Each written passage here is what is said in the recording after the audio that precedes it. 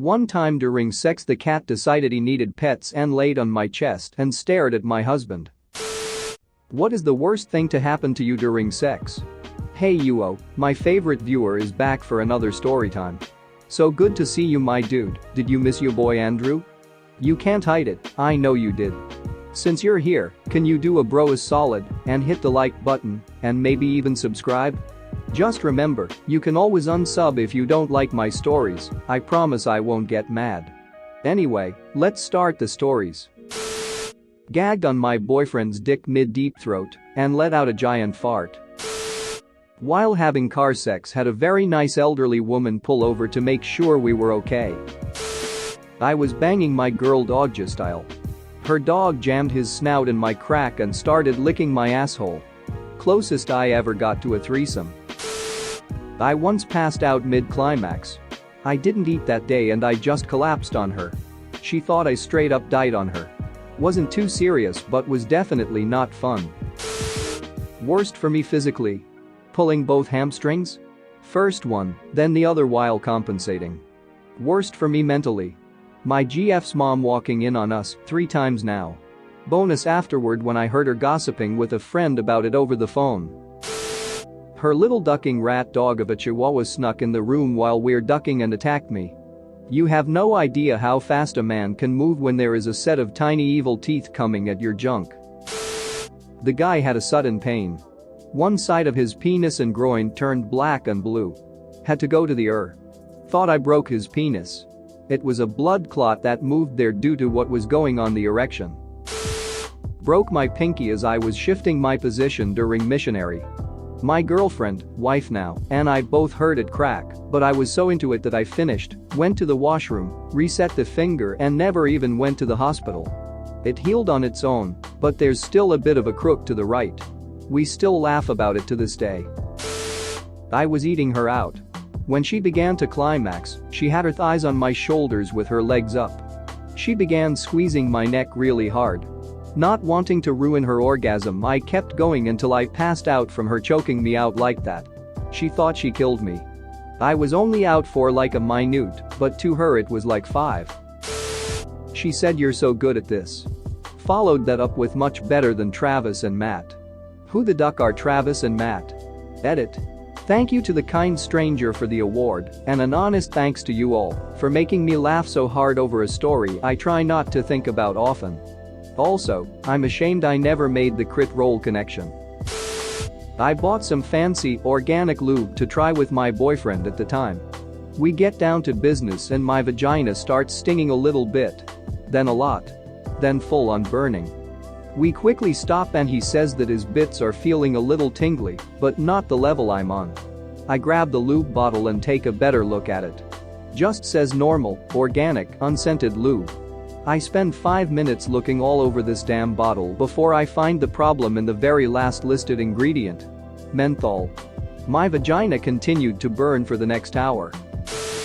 His dog made his way into the room, and neither of us realized it because the dog was so quiet.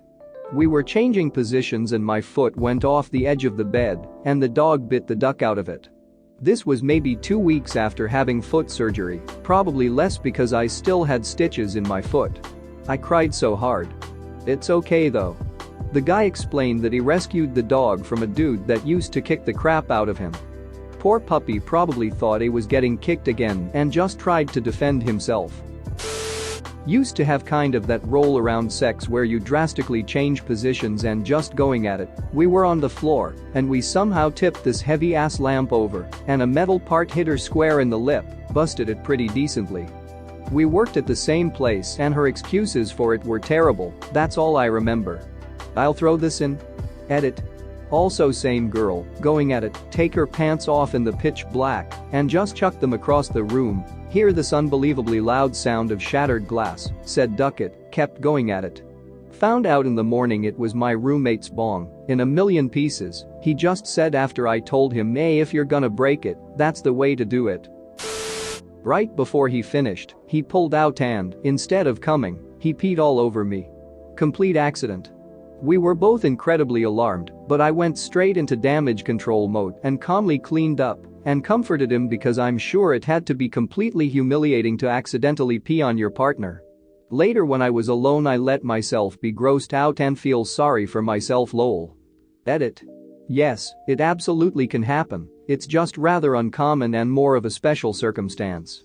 Apparently it feels really weird, I wouldn't know because I do not have a dick. It's really nothing to be ashamed of, it's just very unfortunate. Sometimes our bodies do gross things and there's little we can do about it except be kind and forgive ourselves and others. Once, when I was about 17, my BF and I had his house to ourselves and didn't expect his parents to be back anytime soon. Cue sexy time. It was the summer in Arizona, and even with AC, things could get a little steamy. So we're going at it, missionary, completely naked in his bed. In the middle of sexy time, you guessed it, his parents came home. No big, since they already knew we were boinking so we just continued our mission. Then I remembered that he didn't lock his bedroom door. I reminded him, but he didn't care because his family is typically respectful of his privacy. Apparently they didn't realize we were home, we quieted down when they got home, and like mid-thrust, the bedroom door opens. My BF stops, but is hovering over my naked body, with his dick still inside me. His stepdad takes one step into the room and puts don't BF's shoes, stands up, looks to his left right at us in mid-coitus, naked as the day we were born, and says oh. I'm sorry. Backs out of the room and shuts the door. Needless to say we didn't finish after that. I sat on the bed for a good 20 minutes building up the courage to face them. They totally acted like nothing happened. It helped that they were a couple of old hippies who were nudist. Still embarrassing though.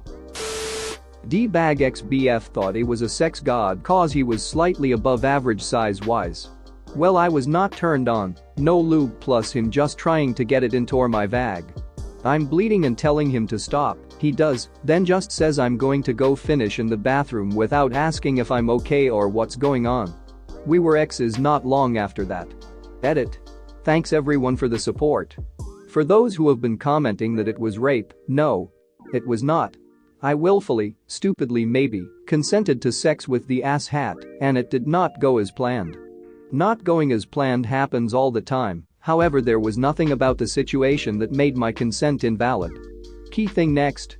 When I knew something was wrong and I said stop he stopped, consent was revoked and the sexual encounter involving both of us stopped.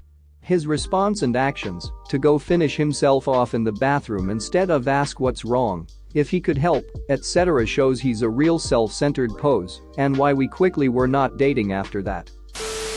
Beta. Part 2 had a one-night stand that started and ended terribly. His kisses were like sandpaper, he finger-banged violently and without commitment, and then complained about how dry I was. I was at my wit's end but recommended that he go down on me to moisten things up and was hoping he would be good at something. Instead he told me that he doesn't do that crap, laid me back down and poured a bottle of water on my crotch, seriously thinking that's what was going to help. We were both pretty drunk, but I think I may have taken this guy's virginity. Looking back I told him I had to pee, kicked my clothes into the other room and snuck out. Please sex gods never again. The only thing I got from this was a funny story and, reluctantly, a wet crotch. Water bottle saga PT. 2. In case anyone was wondering, there is an additional piece to this story.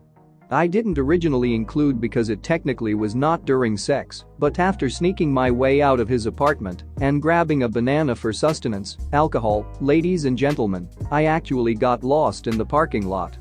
This is one of those massive complexes with a moving gate to get it. I had called an Uber quickly before leaving, and it was getting there luckily just as I made it to the lot. Unfortunately for me, I could not for the life of me figure out how to get it to open. I tried waving and moving around as the Uber driver watched from the other side. Bless his heart, he was so patient. Anyways, in order to escape this cruel joke of a hookup I ended up having to climb this wall 5 foot tall and then hop the fence next to it to actually get into my Uber and back to the place I was staying. I kid you not when I say that the second I got to the top of the moving gate, the Uber driver got the brains to move his car and it began slowly opening, causing me to go with it. I had all but given up on life at this point, but thankfully was able to hop down and into the car. The best part of this story, I was wearing 3-inch heels and I left my favorite panties in the dude's apartment. Needless to say, I don't go home with strangers in Scottsdale, Arizona anymore. Thanks for watching. What did you think of the story time? Let me know in the comments below. If you liked the video, smash that like button and subscribe so you don't miss any more story times.